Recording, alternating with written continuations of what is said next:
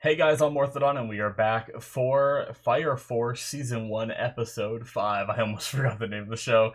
It's kind of funny because I'm so messed up because I'm doing things backwards. I'm doing this one, but usually today's the day that I do Maiden Abyss and Fire Force. I'm actually doing a Fire Force first, but this time. But yeah, last episode we found out that Joker is using the ashes of the dead, which kind of makes sense that they explode into these infernals, and then the ashes of their bodies after they've been put to rest, I imagine, are still like combustible kind of thing. So makes a lot of sense. We had I thought it was interesting. It might be nothing, but we had Iris mention flames of the original sin, which it could just be part of her like prayer and religion stuff, and it might not mean anything.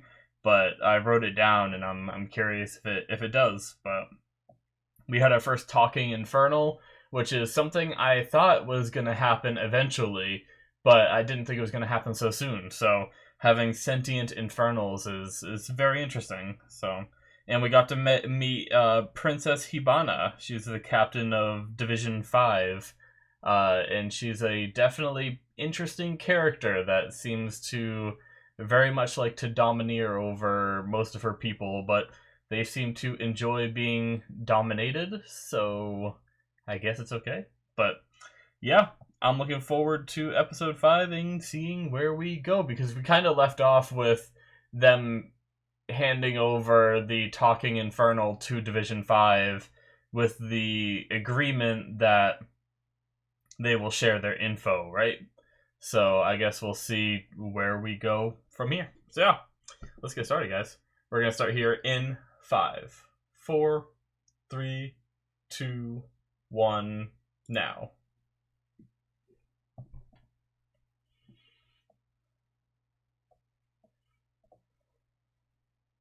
Is this like a Japanese symbol for death, or is it just that this anime studio did Soul Eater, so they were like, let's do the same kind of face?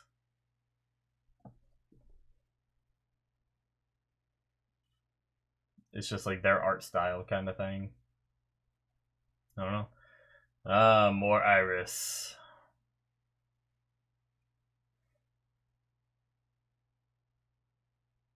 Oh, the outro scene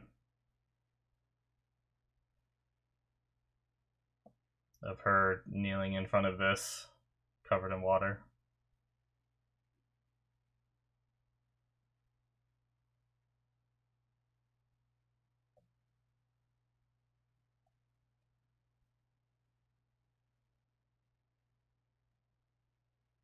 Oh, little Iris. Hey, it's Hibana. Interesting. A sister of the cloth turned into what she is now. Interesting.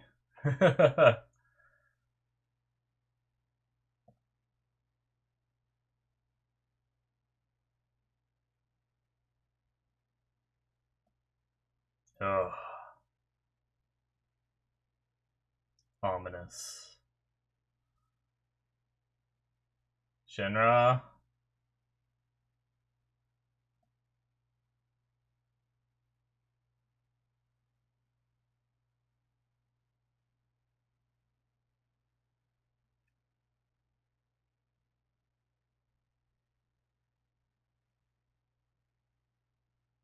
Yeah, probably shouldn't be dressed like that, doing whatever you're doing in the middle of a courtyard anyway.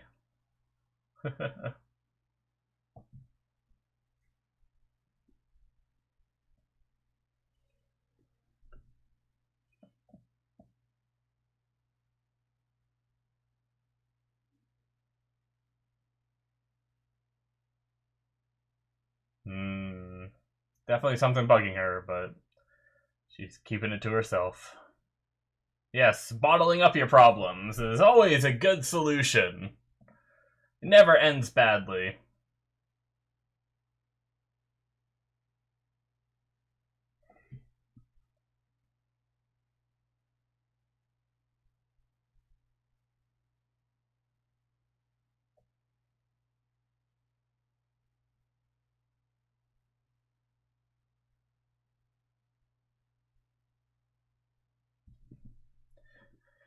sometimes my memory is so bad that I like to take little notes of, like, just things that might have happened, especially at the very beginning, before openings. I don't know why, having the separation between openings, I frequently forget, like, not forget, but I just don't recall it to talk about it, kind of thing, when I get into the discussion. So I write little notes. So I just wrote down, like, Iris flashy past stuff. I didn't know I'll throw it down.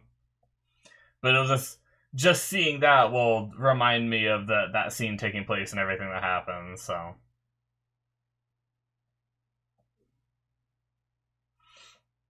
Oh man. I didn't think it would bug me too bad, but got either nose hair or a mustache hair, one of the two, itching the shit out of my nostril. And I'm trying not to, like, just sit here and rub my nose too much this episode. I'll have to go fix it before I watch Made in Abyss after this.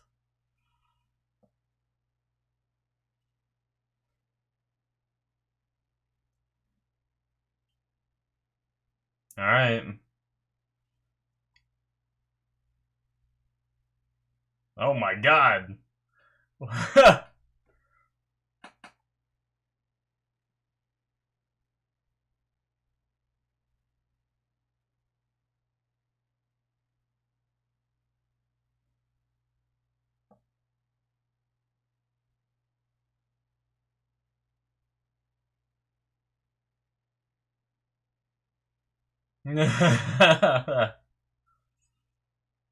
Birdies.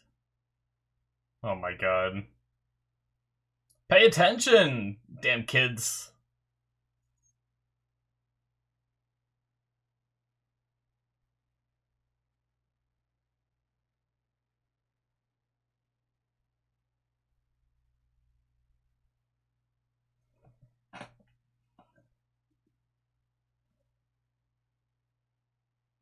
Oh. It's just a shame about the other 10%.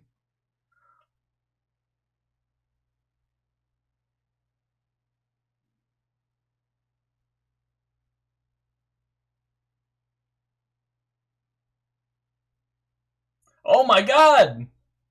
Guessing it's not actual bullets. She started praying.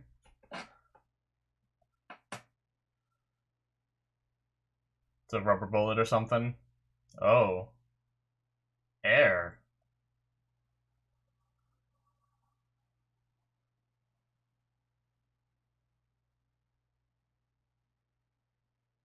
Whoa.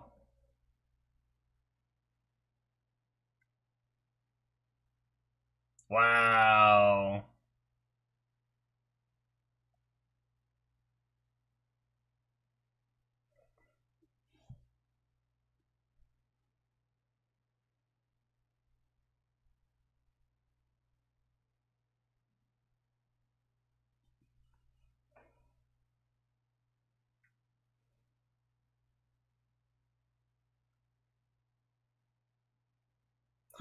Their faces.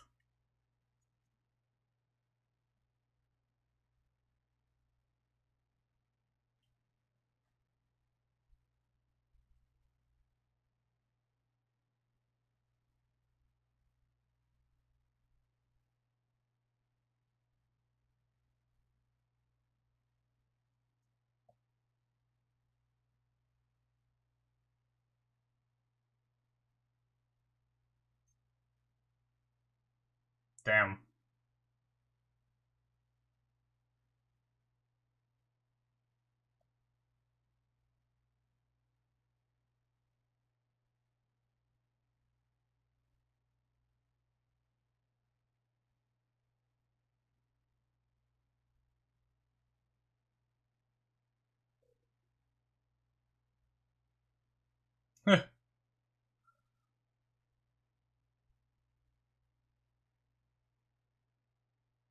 Are they torturing him? Uh... What is she stepping on?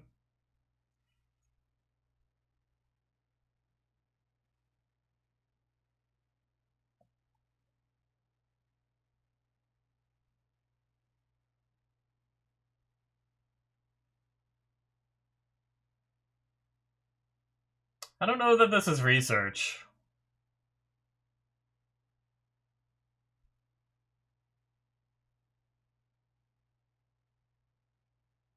Why does he have no shadow? They're vampires.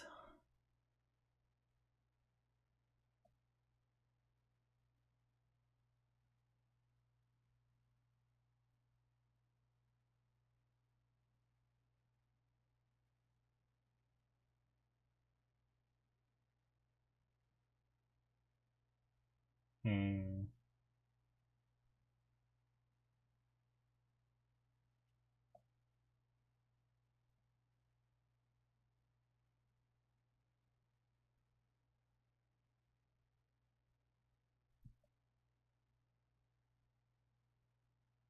Jeez, I just realized that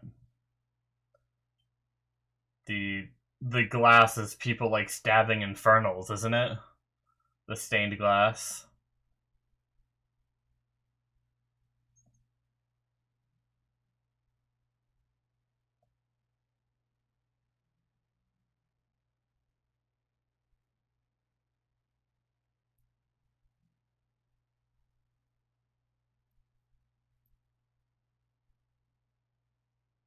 It's like he says like something completely ridiculous and then gets like serious and respectful after.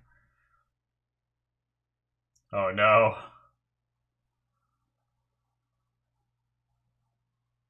Oh, I thought she heard. Uh-oh.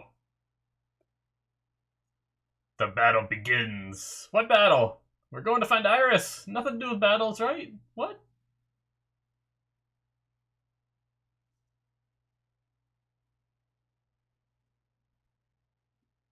Oh. Division 5. They used to know each other.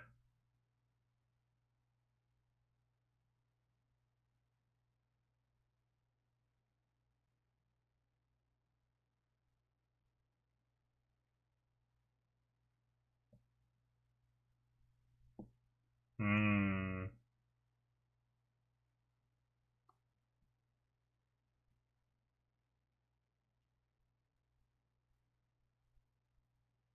Jesus.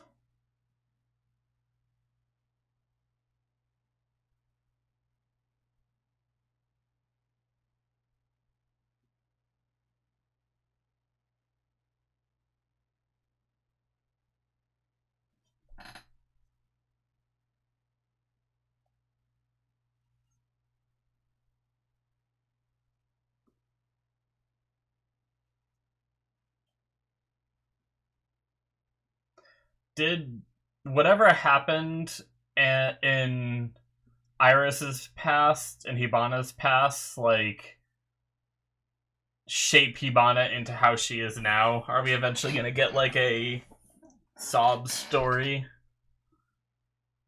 for her, maybe? Oh, are they already here? That wasn't a mortar. That was... Yep, that was Shinra.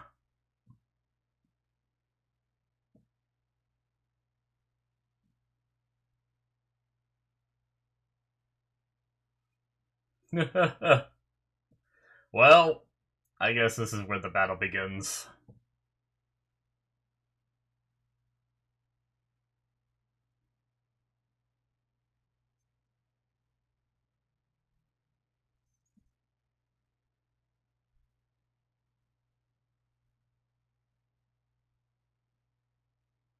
Yep.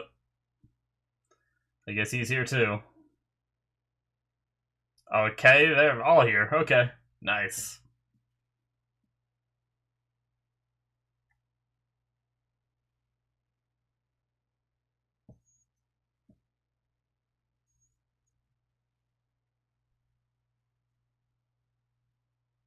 Alright. They don't want to get investigated themselves.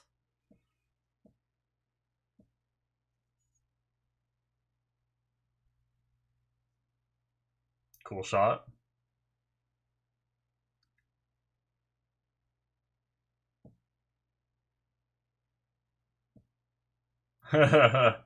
Where's the captain? Did Obi not come? Is he doing his own thing?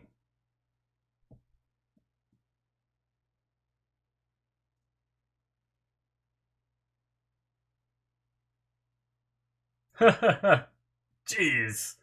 He can control the lethality of the bullets. That's so cool. I'm guessing he can... Okay. It was the flat side. It's fire!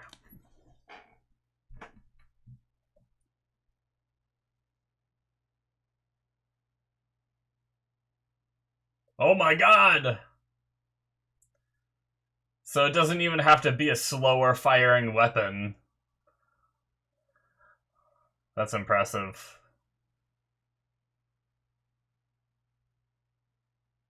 Jeez. It's like, I know it's not gonna kill him, but it's so intimidating to see him like stand above someone and shoot him in the face.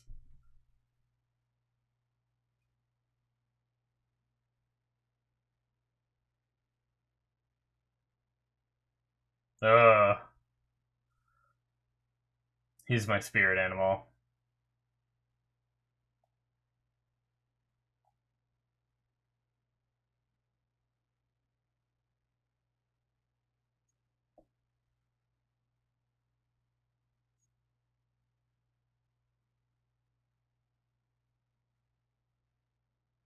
That was just a light tap. True. She did just hit someone last episode.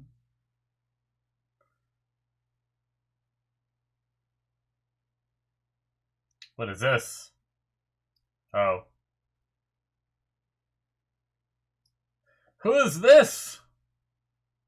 What are you? A conehead?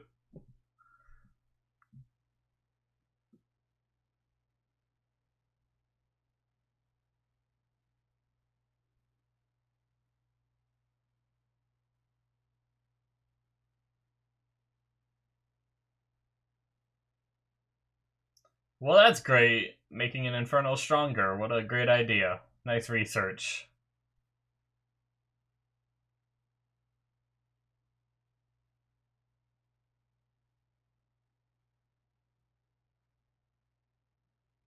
What? What? Oh, fuck. Shit. He's third generation. Jeez.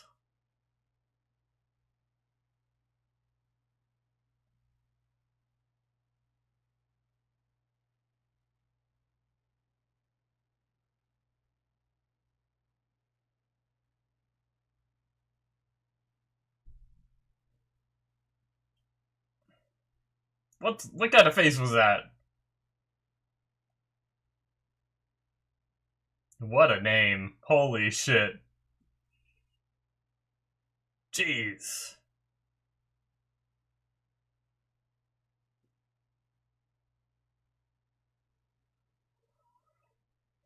Nice. I love the mirror taped to the gun. Whoa, can he curve him? Trajectory control! Whoa!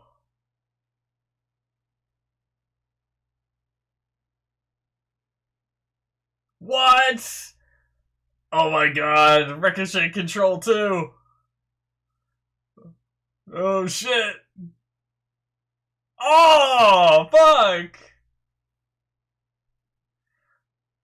That was awesome.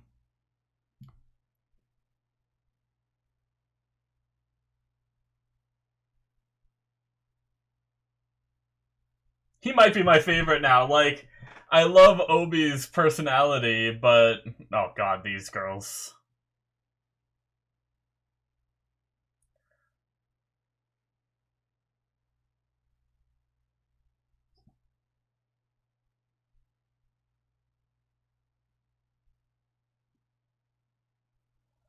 But Hanawa is just great.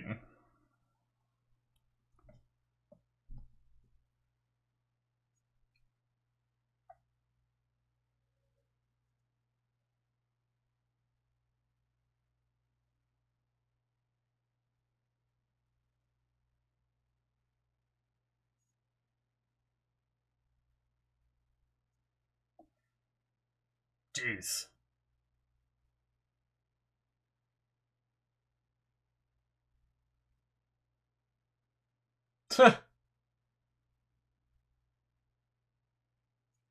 I could go for some teriyaki. Oh. I like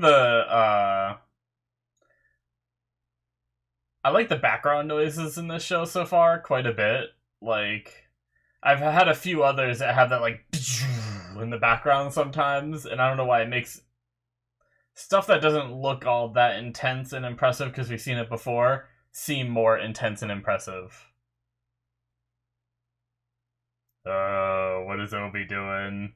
I hope he's doing something awesome.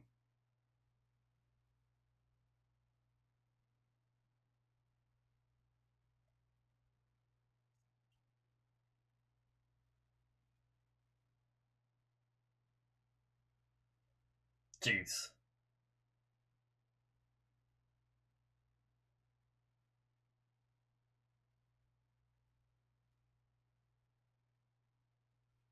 Come on, Arthur.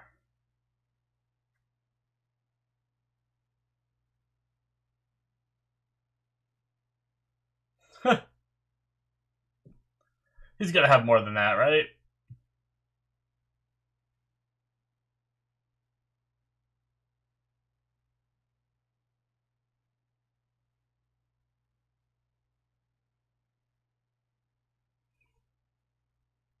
This guy.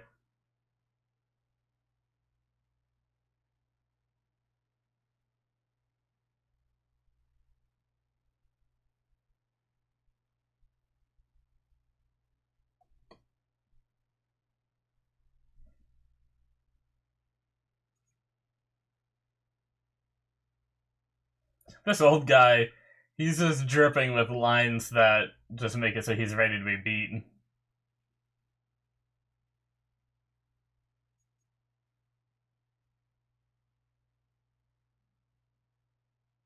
The Night King!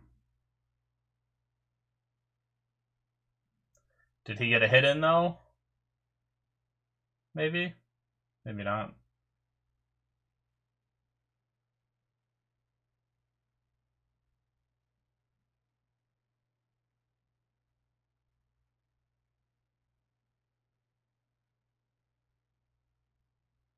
What? I didn't even realize. I'm so confused. Oh my god. Is that really the difference? Why was he holding it with his left then? And then he just beats him instantly. That was cool. Jeez.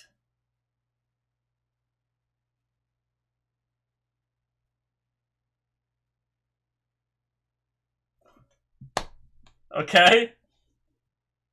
He's stupidly strong.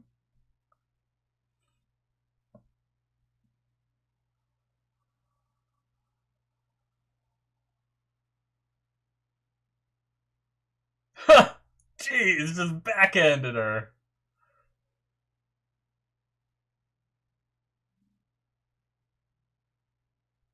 Oh no. she's just hiding. uh.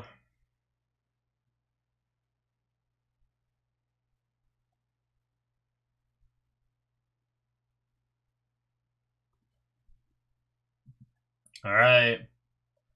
The battle has begun. The stage has been set. Next episode, Shinra versus Hibana. To be continued. That was a fun episode. Slowly getting a little bit more context to what we're seeing here in the outro.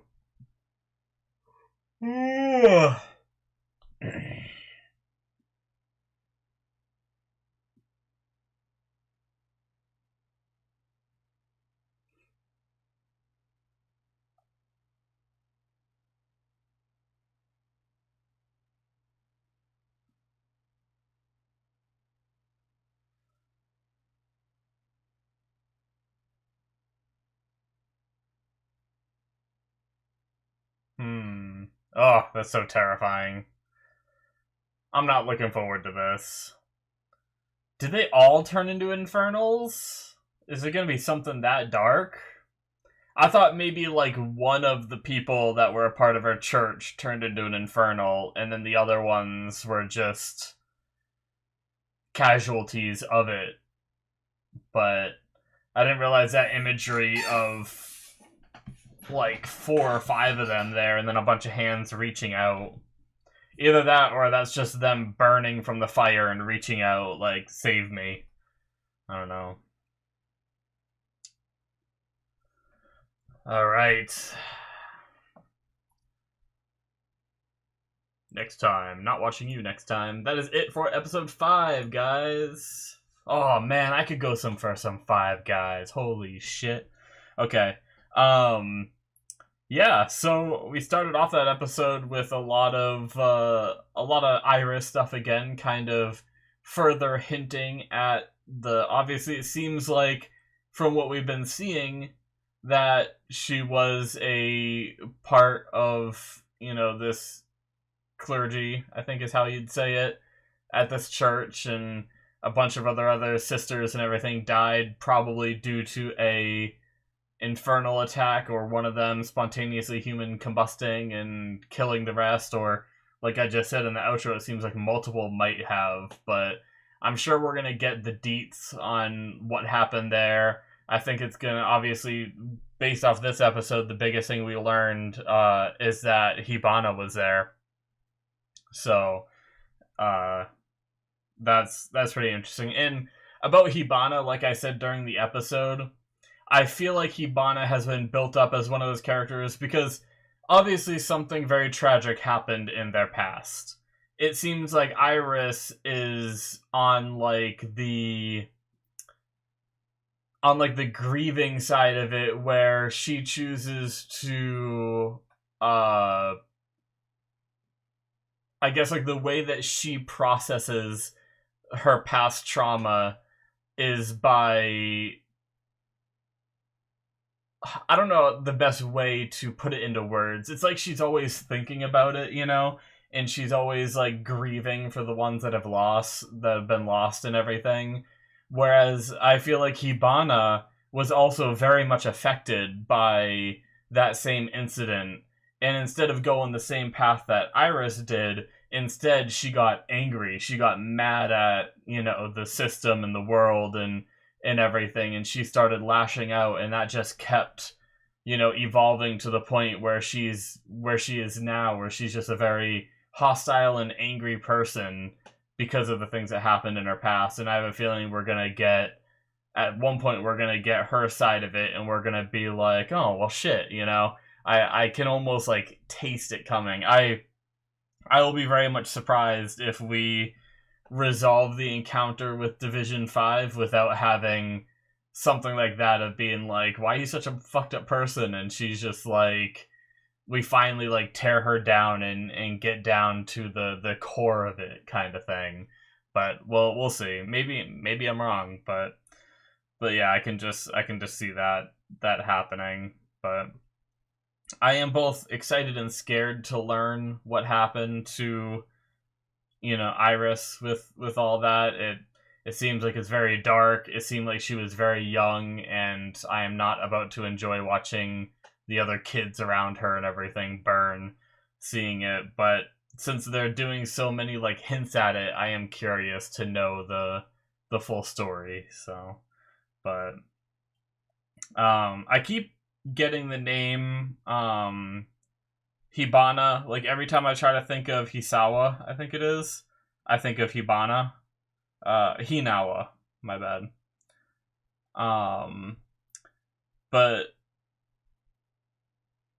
yeah, Takehisa Hanawa.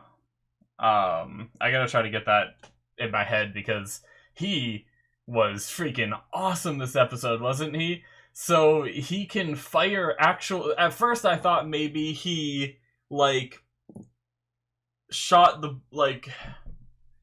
I was thinking the hammer coming back and like hitting a mechanism in the gun was creating a spark, which then he used that to do some kind of like air projectile or something. I thought is how it worked when they first said it. That was like what was going through my mind. But no, he's shooting out actual bullets. It's just right at the moment of impact, he's able to adjust how strong it is. That's pretty crazy, and especially the fact that he was doing it while like dual wielding Uzis, you know? Like that is some fast firing. In each one you have to make sure that you're perfectly reducing the damage that it'll deal, or you're just gonna start killing people when you don't mean to. So that's super impressive. That alone was super impressive. And then throughout the fight, we got to see him curve the bullets, which is awesome. But then he was also able to ricochet the bullets. That's so neat, and it is so powerful because these characters, these third generations, are very strong because they can manifest fire without needing a trigger kind of thing to control it and that kind of stuff. But they're just still humans. They're not, at least so far that we've seen, they're not superhuman, right? It's not like they can take full speed bullets no problem, which means that his ability to control and manipulate bullets like that is pretty damn devastating. Now, I wonder, can he, once they are out of the gun, can he make them more lethal? Or once they exit the gun, they've already lost that, like, potential velocity and he can't get it back? That's kind of one of the things I was thinking about. So say he shot it out of his gun, it went and, like, he curved it in the air, went and bounced it off something, and then he realized that, like, what he was going up against was not a human, it's an infernal or something. Could he increase the velocity to not be like a non-lethal that just knocks out and actually make it like kill the infernal kind of thing? Or would he have to fire another bullet and make it that strong then? I'm not sure. And also, if he fires a bullet at full speed, like his maximum power, can he still curve it and stuff like that? Because at that point it would probably be going a lot faster than when he lessens the blow, which probably slows the bullet down, which in turn makes it not hurt as much. Is he still able to manipulate it as well? But basically what I was getting at is if these third generation kids are like, if they're not immune to bullets, then even if they're like a little tougher than other people, then he could just like kick up the notch a little bit, you know, but he can go all the way up to like a full bullet's power, which is pretty intimidating, to be able to just direct bullets at will wherever you want them to go, essentially. It is kind of like more on a curve. Like, I don't think he can just straight up like, woo, you know, like, I don't think he can just take a bullet and be like, okay, I want it to go like, I don't know. I'm trying to explain what I mean. Because obviously he can like shoot it, and then he can turn it in the air a bit, and then it like hits the ground, and he can control how it ricochets off the ground. But I don't think he can straight up just like, you know, take it and like weave in and out of cones constantly, you know, for like the whole distance or something. I think it would have to like bounce off things. I don't know. Because he does like turn it in the air. I just think it might just be like more of a hard turn. We'll have to see it more. Maybe I'm wrong. Maybe he can just full on manipulate it kind of thing. But could he fire out like 10 bullets and just have them like constantly surrounding him and then just like fling them off one by one? Kind of is kind of what I was thinking. Kind of like if you think of like a someone who has like the power to like control metal, and they just have like metal floating around them and then they're flinging it off at people kind of thing. Can he like do that with the bullets? Or is it just not that much control? But I'm sure we'll see more of his fighting style, and maybe we'll see him grow and get stronger throughout the show as well, and learn new abilities he didn't know he had. But either way, that's probably one of the, between his like mentality of wanting to punch idiots that just don't get it and controlling bullets like that, he might be one of my favorite characters now. Like, I still love Obi's personality, but here we go again. It's Hanawa, right? It's an N. I keep wanting to say like Hisawa or something like that, but Hanawa is up there with my characters now. Honestly, I'm really liking all of Division 8 so far. Arthur is the only one that I'm still like, I'm not the biggest fan of his personality, and I don't get a lot of the jokes that they're going for him. Like, I don't understand why he was using the wrong hand. Like, that seems mind blowing to me that someone who spends a lot of their time fighting and training to fight would put their weapon in the wrong hand. Like, that's something where you muscle memory, get so used to training with that and everything. Why would he do that? Like, it seems like it was some kind of gag or joke or something that I just didn't understand. Like, is he just that oblivious kind of thing? I mean, I just don't get it, but it wasn't exactly funny to me. I was more confused than humored, and I don't know. I just don't understand the purpose for it. But either way, yeah, Arthur's probably like my most disliked character out of the whole group, but I still don't mind him. It's not like I hate his guts, you know. I can think of a another Arthurian legend character that was in another show by the same studio that may or may not have been called Excalibur, and may or may not have been one of the most annoying things I've ever seen in anything ever. And yeah, he's not that bad. Not as bad as him, but yeah, like, because I was thinking about it, I really like Maki being this like buff badass kind of thing. It's really cool. It's funny because when she's wearing clothes, she looks like her face looks so like anime innocent girl kind of thing. But then when like we see her fighting this episode, I just forget that she's just jacked as fuck punching people. It's great. I love it. But yeah. Ugh. And I'm really interested as to what Obi's doing because he hasn't shown up yet. I hope it's something badass, and we're gonna find out that like behind the scenes he did like this and that throughout this. Either that or he's just gonna show up at like the perfect time. But like maybe they think they're like crushing Division 8 when really Obi is like off stealing all their data or something, and they might lose.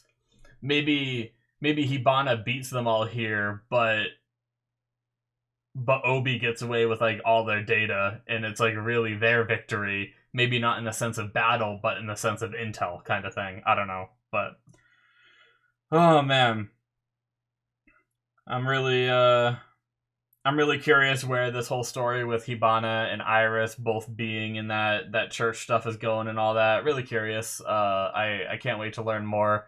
I'm wondering if I'm right about the idea that Hibana is just a bundle of anger because of the things that happened in the past, and maybe we'll tear down that layer and get deeper into her character. But yeah, I think that is going to be it for me, guys. Can't wait to see more. Hopefully you guys enjoyed. Hit that subscribe button if you did enjoy. Check out my Patreon if you want to see 2 more episodes ahead. You can do so with my early access tier. There's also my Patreon exclusive tier, where you can see things that I'm watching, like Mob Psycho, that won't be released to YouTube for a while. So, and there's other shows on there that haven't been released yet. So check all that out if you're interested. Thank you so much, and I will see you in my future reactions. Bye-bye.